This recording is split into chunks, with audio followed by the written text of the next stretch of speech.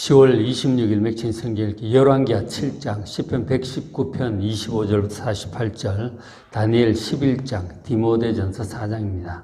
새벽에는 다니엘 11장 말씀 보고 기도하겠습니다.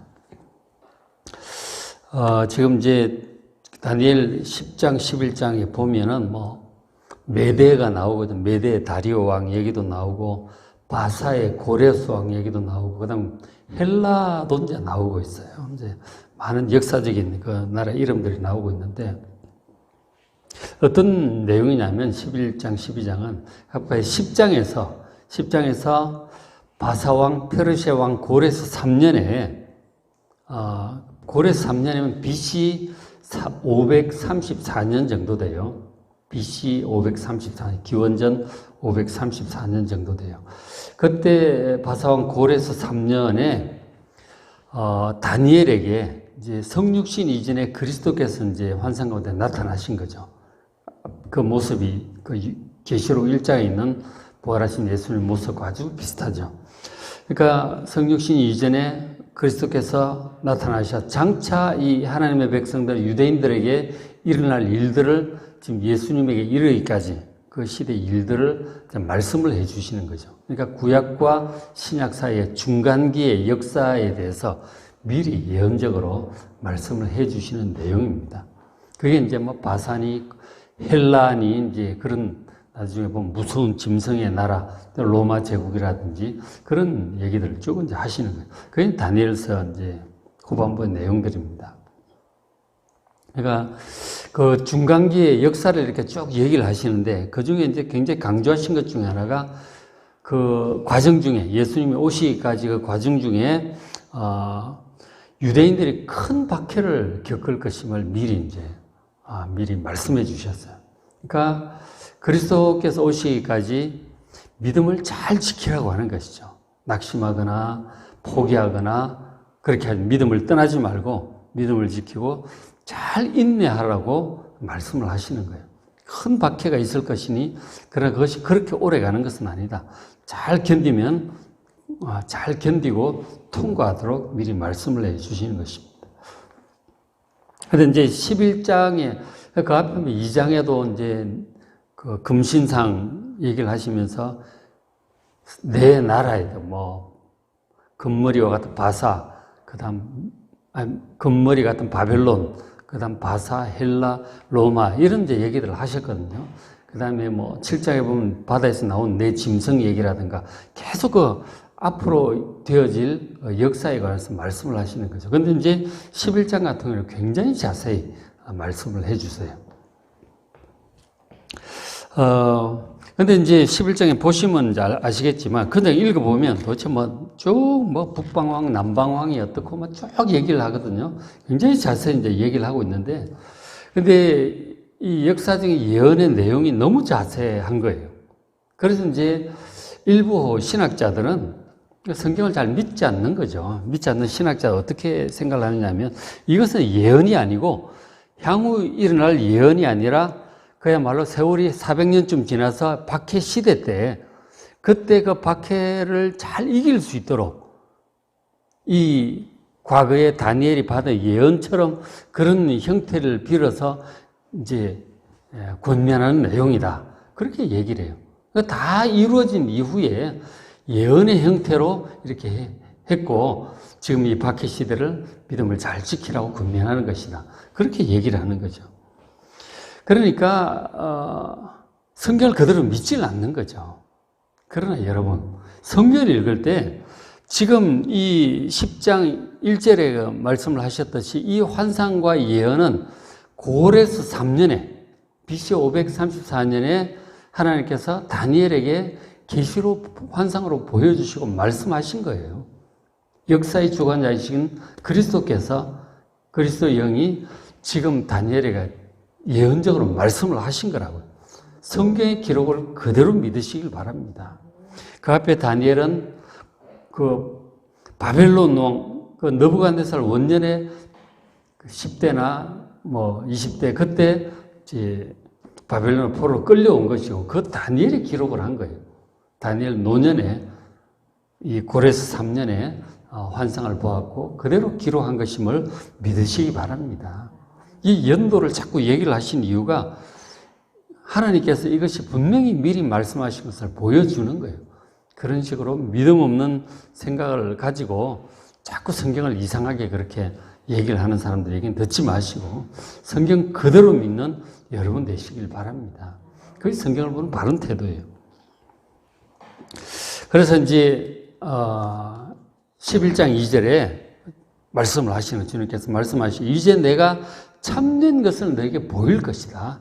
이건 참된 것이라고 말씀을 하고 시작을 하세요. 예수님께서 신약 성경에 보면 내가 진실로 진실로 너에게 이르노니 이렇게 말씀을 하시잖아요. 강조를 하실 때 마찬가지예요. 내가 참된 것이라고 말씀하시면서 11장 내용을 쭉 얘기를 하시는 거예요. 자, 보라, 바사에서 또 새 왕들이 일어날 것이다. 지금 바사의 고레스 왕이잖아요. 그 이후에 새 왕들이 일어날 것이다. 그리고 그 후에 이 넷째 왕은 그들보다 힘이 부여할 것, 앞에 세 왕들보다 더 부여해질 것이고 나라가 부강해진다는 얘기죠. 그가 그 부유함으로 강해진 후에, 부강해진 후에 모든 사람 그래서 바사 사람들 충동을 해서 헬라 왕국을 칠 것이다. 그렇게 말씀을 하셨어요. 벌써 이제 고레스 왕부터 세 왕이 지나고 네 번째 왕 얘기를 하고 계시는 거죠. 이것이 실제로 이제 어떻게 되냐. 저 때는 예언이니까 모르겠지만 우리는 역사가 지나왔으니까 알잖아요. 그래서 어떻게 되었느냐 하면 고레스 왕 이후에 세 왕이라고 하는 건 캄비세스 왕, 스메르디스 왕, 그리고 다리오 왕이에요. 바사의 다리오입니다. 앞에 이제 메디아의 다리오가 아니에요. 바사의 다리오. 이 세 왕을 지나가요. 그러면은 이제 대략 43년 정도 지나가는 거예요. 그렇게 지나가서 네 번째 왕이 이제 헬라 왕국을 칠 것이라고 하는데 그 네 번째 왕은 바로 에스더에 나오는 아수에로 있죠. 아수에로. 이것이 이제 크세르크세스 왕이에요. 이 아수에로로 언급된 그 크세르크세스 왕이에요. 이 아수에로 왕이죠. 에스더에 나오는 아수에로예요. 이 아수에로가 즉위를 한 다음에 보면은 180일 잔치를 하고 그런 내용이 나와요. 그런데 즉위한 초기에 이제 헬라를 침공하기 위해서 전국의 이제 장군들과 이 귀족들을 이제 격려하고 힘을 모으는 이제 그런 자리였던 거죠. 어쨌든 그가 이 마케도니아를 침공을 합니다. 헬라 왕국이죠. 그리스 북부가 마케도니아인데 그 헬라 왕국이죠. 그래서 이제 침공을 하는데 그 헬라 왕국이라고 하는 것이 실제로 이제 그 역사가 어떻게 됐느냐면 그때 아테네가 그리스 전반을 이제 주도합니다. 아테네 동맹이죠. 아테네 동맹 그 헬라를 치니까 아테네 동맹이 이제 맞서 싸우는 거죠. 그래가지고 페르시아 제국과 이 아테네 중심으로 한 그리스가 싸우는 그 전쟁인 것이죠. 그 페르시아는 굉장한 강대국이잖아요. 그런데 그리스는 도시국가들의 연맹이에요. 도시국가들의 연맹인데 그 중에 맹주에 해당하는 것이 이제 아테네였던 것이죠. 그 스파르타하고 아테네가 둘이 이제 강한 나라였는데 이제 아테네가 이제 연맹주가 돼가지고 페르시아와 대항해서 싸우게 돼요. 그래서 결국은 이제 이 페르시아, 이 크세르크세스 아수에로 왕이 거기서 패하게 돼요. 그러면서 결국 페르시아 바사 왕국이 망하게 되는 거예요. 그 마지막 전투가 이제 살라미스 해전이라고 그것이 이제 BC 480년이에요. BC 480년경 결국은 이제 그 헬라 왕국을 쳤다가 바사가 이제 멸망을 하게 되는 것이죠. 그 말씀을 하시는 거예요. 바사의 세 왕들이 일어날 것이고 넷째가 부강해진 다음에 헬라 왕국을 칠 것이라고 하는 예언이 바로 그 사건을 말씀을 해주고 있습니다. BC 480년 정도죠. 그 다음에 또 이제 예언의 말씀을 하시기를 3절에 장차 한 능력 있는 왕이 일어나서 큰 권세로 다스릴 것이다. 장차 세월이 또 흘러가는 거죠. 그래서 그 권세로 다스리며 자기 마음대로 행할 것이다. 그러나 그가 강성할 때에 굉장히 강성해질 때 그의 나라가 갈라져서 천하 사방에 나누어질 것이다. 자기 자손에게 돌아가지 않고 자기 뜻대로 되지도 않고 사방으로 나눠질 거란 얘기를 합니다. 저거는 이제 누구를 가리키고 있느냐면 이제 바사가 멸망을 하고 세월이 한 150년 정도 더 지나가요. 150년 정도 더 지나가서 BC 336년 정도 되는데 그때 이제 나타난 능력 있는 왕인데 이 사람이 누구냐면 그리스 연맹이 이제 이렇게 무너지고 그러면서 세월이 더 흘러간 거죠. 그러면서 그리스 북쪽에 있는 헬라 마게도냐 쪽에서 이제 나타난 그 강력한 왕이 바로 헬라 제국의 알렉산더 대왕이에요. 알렉산더 대왕을 가리키고 있는 거예요. 장차 나타날 능력 있는 왕. BC 336년 정도 돼요. 알렉산더 대왕. 그래서 이 알렉산더 대왕이 이제 왕이 되어가지고 20대 초반에 왕이 돼요. 아버지가 일찍 죽었다는 얘기도 있고, 이제 알렉산더가 죽였다는 얘기도 있고, 확실치는 않아요. 어쨌든 왕이 되어가지고 10년 만에 막 전 세계를 정복을 다 해버려요. 그 패기와 용기와 능력이 대단했던 것 같아요. 이집트, 애굽 치고 헬라 다 통일하고 이집트도 치고 그리고 밀고 들어가가지고 페르시아 그 이제 후예가 되는 그 지역을 다 점령을 해버리죠. 그 지역을 점령을 해버리고 인도까지 가요. 어마어마하게 막 빠른 속도로 질풍노도처럼 막 어마어마한 제국을 건설하게. 그러니까 10년 남짓 만에 그렇게 하는데 결국 33살에 죽어요. 이 알렉산더가. 왜 죽었는지 여러 가지 얘기가 있죠. 말라리아에 걸렸다, 독살 당했다, 별 얘기들이 다 있지만 확실치는 않아요. 어쨌든 33살에 죽고 맙니다. 근데 아직 나이가 너무 젊고 자녀를 그렇게 키워놨을 리도 없고 그런 상황이죠.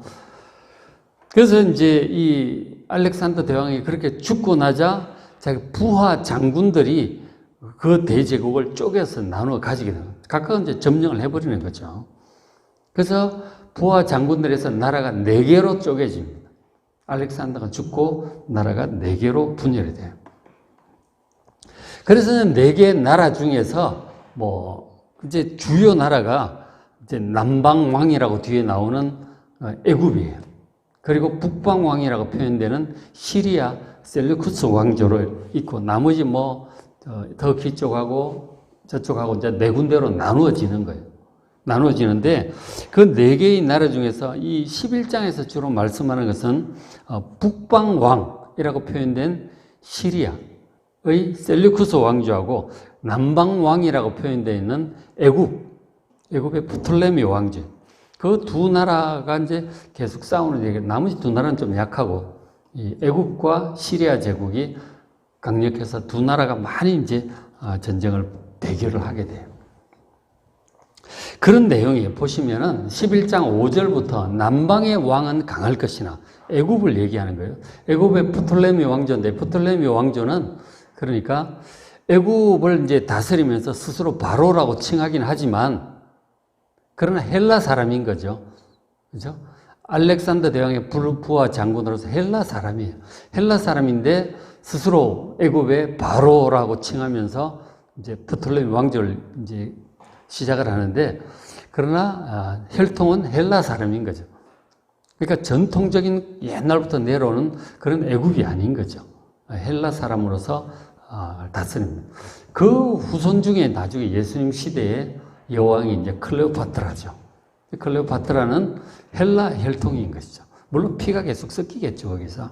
어쨌든 그 남방의 왕은 애굽이에요.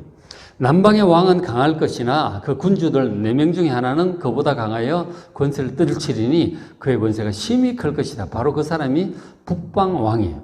시리아의 그러니까 시리아라고 하는 게 이스라엘 바로 북쪽에 있는 아람 쪽을 얘기하잖아요. 그죠? 지금 시리아인데.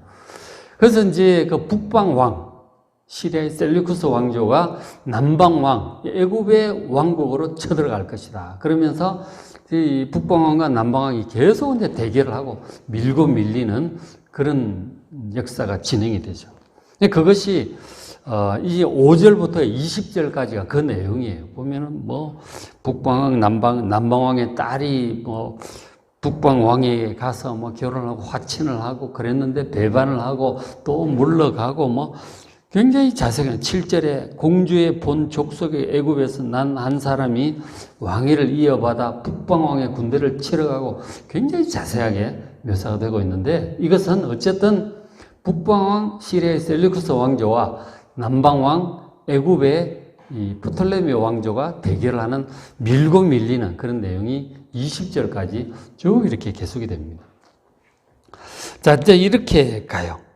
그러니까 두 나라 대결 구도 속에서 유대인들이 살고 있는 가나안 지역이죠. 팔레스타인 그쪽 지역은 초기에는 남방 왕 애굽의 다스림을 받아요.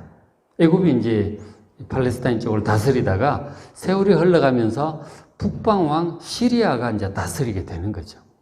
그런 역사를 쭉 이렇게 얘기를 하고 있습니다. 쭉 읽어보면 뭔 얘기인가 싶은데 대략 20절까지 그런 내용을 이제 예언을 하고 있습니다. 그렇게 하다가 그 다음에 이제 20절 내려가서 그 왕위를 세월이 흘러가는 거죠. 세월이 흘러가서 그 왕위를 이을 자가 압제자를 그 나라의 아름다운 곳으로 두루 다니게 할 것이나 그는 분노함이나 싸움 없이 몇 날이 못되어 망할 것이다. 그리고 또 그의 왕위를 이을 자가 또 있다고 하죠. 21절에 또 그의 왕위를 이을 자는 한 비천한 사람이다. 속임수로 나라를 얻을 것이다. 이런 얘기를 해요. 이 얘기는 지금 다 북방 왕의 이제 그 얘기예요. 북방 왕의 얘기인데 11장 20절에 그 왕위를 이을 자가 압제자를 이제 두루 다니게 할 것이지만 얼마 못 가 죽을 거다 이런 얘기예요. 이 누구 얘기냐면 그리고 나중에 보면 북방 왕의 셀류쿠스 4세라고 하는 왕이 나중에 와요. 그것이 이제 시기적으로 BC 185년, 175년 그때쯤 돼요. BC 180년이니까 세월이 벌써 이제 많이 흘러가죠. 북방 왕 셀류쿠스 4세인데 이 필로파토르라고 하는 왕인데 이 사람이 압제자로 임명한 사람이 압제자가 무슨 뜻이냐면은 이건 이제 원어를 보면 세금 징수자를 얘기하는 거예요. 세금 걷어들이는 사람을 지금 가리키고 있는 것을 번역하기를 압제자로 번역해요. 압제를 하면서 세금을 받으니까 어쨌든 재무장관을 이 세금 징수자로 임명한 사람이 헬리오도루스라고 하는 사람이에요. 그 사람한테 이 셀류쿠스 4세가 이제 독사를 당해서 죽습니다. 그게 이제 BC 175년이죠. 그 말이죠. 그 왕위를 이을 자가 셀류쿠스 4세가 압제자 헬리오도루스를 그 나라의 아름다운 곳으로 두루 다니게 하는 것, 세금 징수하러 보낸 거죠. 근데 그는 분노함이나 싸움 없이 몇 날이 못 되어 망한다. 이건 압제자에게 독사를 당해서 죽는 것이죠. 실제로 역사가 그렇게 흘러간 것을 제가 말씀을 드리는 거예요. 이거는 예언이고. 자, 그렇게 되었는데 21절에 또 그의 왕위를 이을 자. 그러니까 셀류쿠스 4세가 죽고 그 다음에 왕위를 이을 자가 이 비천한 사람이다. 그렇게. 왜 비천한, 이거 사실은 이제 동생이에요. 형제인데, 비천한 사람이라고 표현을 하고 있어요. 나라의 영광을 그에게 주지 아니할 것이나 그가, 그러니까 그 압제자한테 뺏기지 않는다는 거죠. 뺏기지 않지만 그가 평안한 때를 타서 속임수로 그 나라를 얻을 것이다. 자기 왕위를 얻게 되는데 그것이 이제 여러 형제들 중에 자기가 비열한 술수를 써가지고 왕위를 이제 차지하는 것이죠. 그게 이 사람이 바로 이 성경에서 주로 강조해 말하고 있는 이 작은 뿔, 그리고 유대인들의 박해자인 바로 이제 그 사람, 안티오쿠스 4세 왕, 그러니까 에피파네스라고 하는 왕이에요. 저 사람, 비천한 사람이 이 지금 주로 강조하고 있는 그 사람이에요. 그러니까 왕이 될 때도 그랬고 왕이 된 이후에도 그렇고 상당히 비열한 방법을 많이 썼다고 합니다. 그래서 이렇게 지금 표현을 하고 있는 것이죠.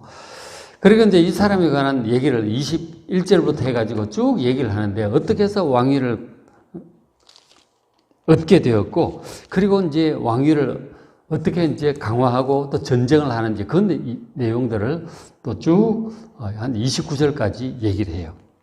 그러니까 뭐 22절에 넘치는 물 같은 군대가 그에게 넘치도록 패할 것이지만 또 다시 거짓을 행해 올라오고 23절에 세력을 얻었다가 또 24절 평안한 때 지방 기름진 곳에 들어와서 또 어떻게 하고 막 25절 그가 힘을 떨치며 용기를 다하여 큰 군대를 거느리고 남방왕 애굽을 또 칠 것이다. 이렇게 세력을 키우고 전쟁을 하고 그런 내용들이 나와요.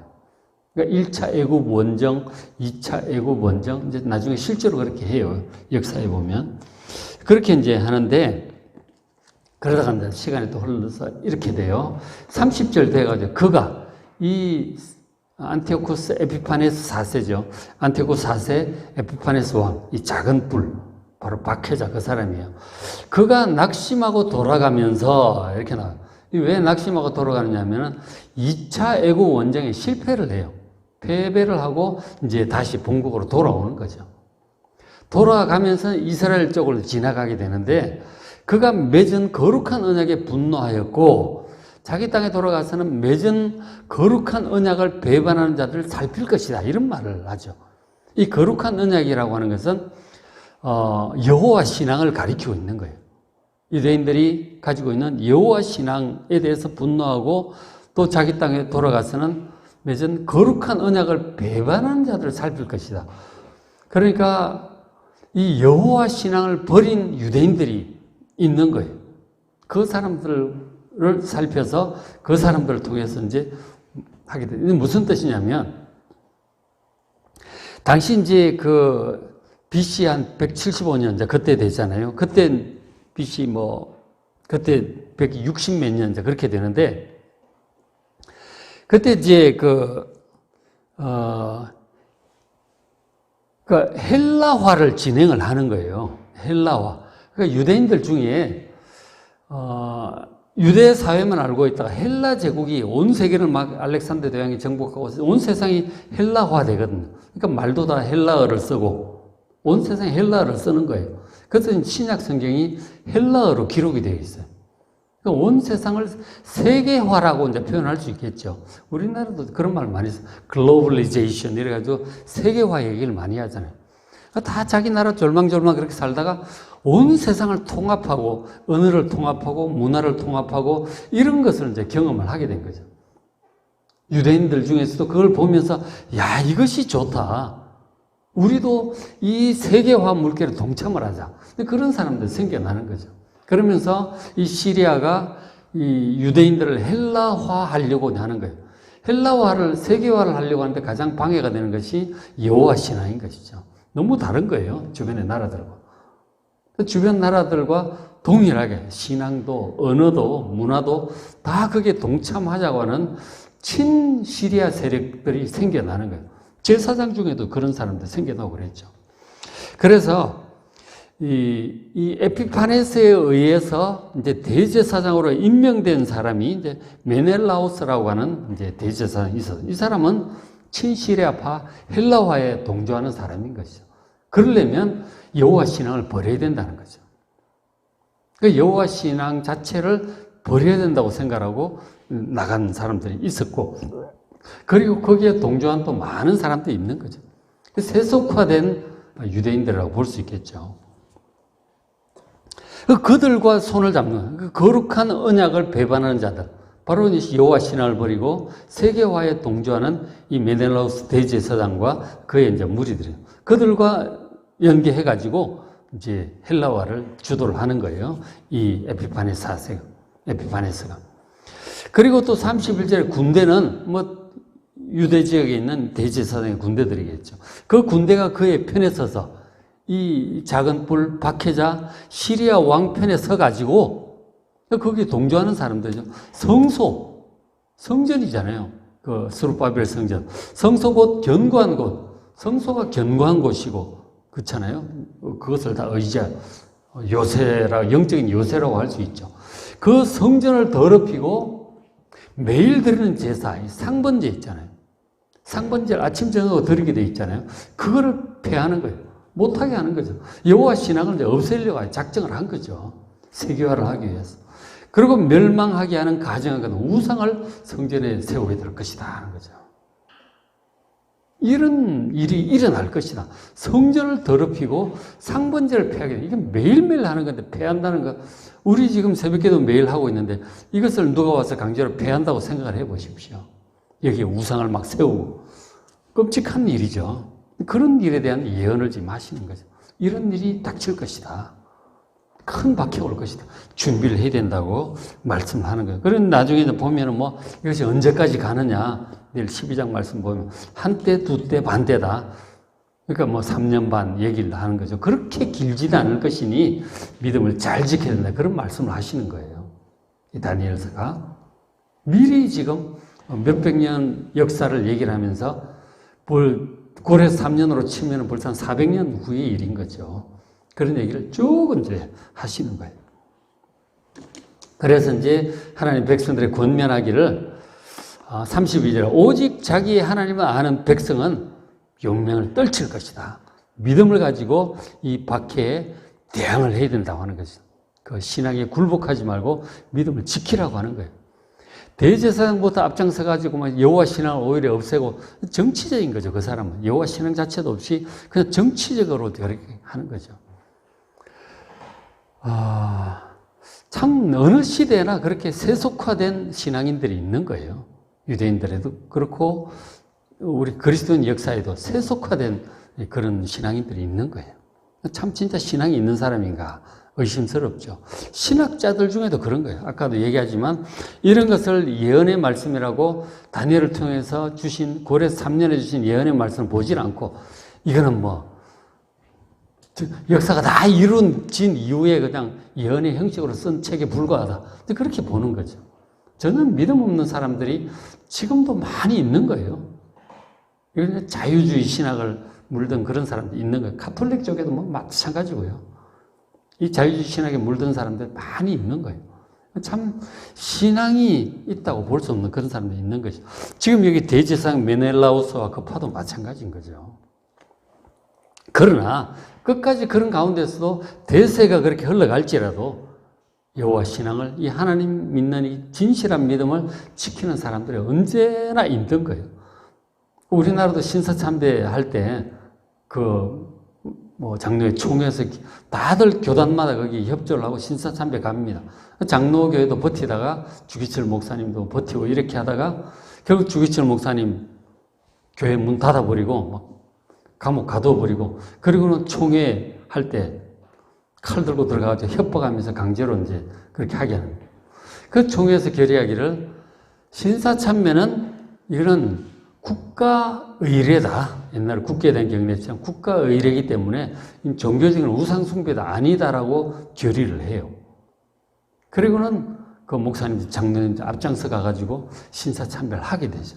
굴복한 거죠. 굴복하는 거라니까.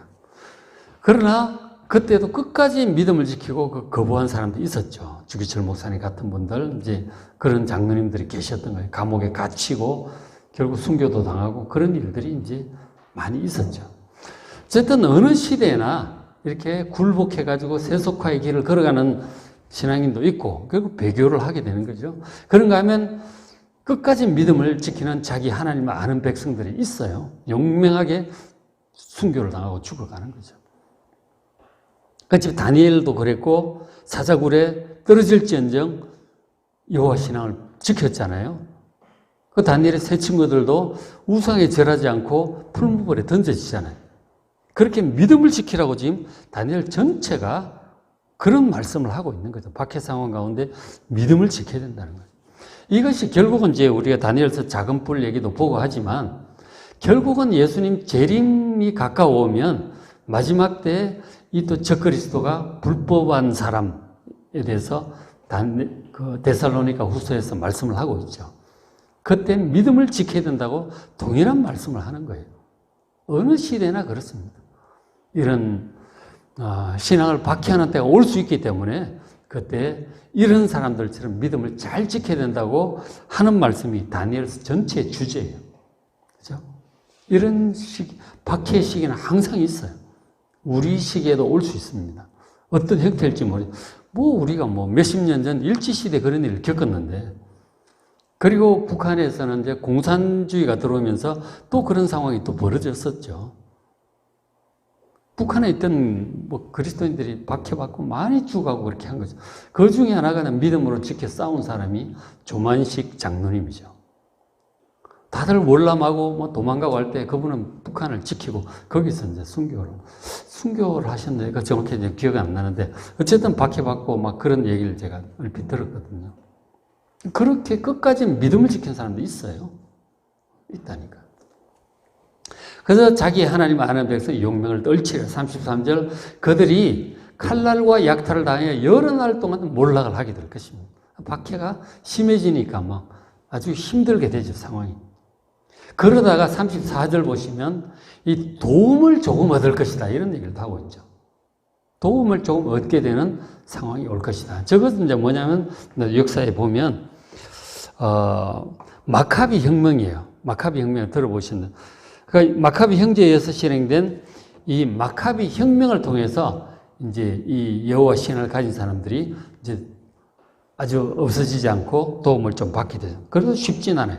그러니까 몇 년을 이제 그렇게 하게 되다 결국은 마카비 형제들이 이 시리아 적을 쫓아내요. 그리고 성전을 다시 이제 수복하게 됩니다.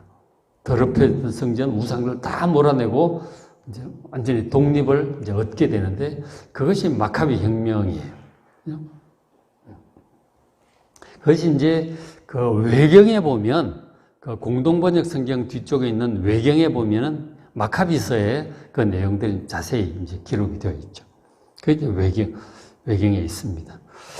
어쨌든 그런 것들이죠. 그런 일이 이루어지는데 35절 이 성도들은 믿음을 지키는 성도는 연단을 받아 정결하게 되고 희게 되고 그래서 마지막 때까지 이르게 될 것이다. 이는 아직 정한 기한이 남았습니다. 마지막 때라고 하는 것은 일단은 이 박해 상황이 한때 두때 반 때를 지나서 끝나는 상황을 지금 가리키고 있는 거죠. 결국은 박해는 끝난다. 그렇게 오래 가지 않을 것이다. 그래서 믿음을 지키고 연단을 받아 정결하고 희게 되는 것이죠. 이런 과정을 통해서. 한마디로 이런 박해 상황을 믿음을 포기하지 않고 끝까지 잘 지키라고 권면하고 있는 것이 이 다니엘서 11장, 12장의 이 환상의 내용인 것입니다. 그래서 우리도 어떤 어려운 일을 당할지라도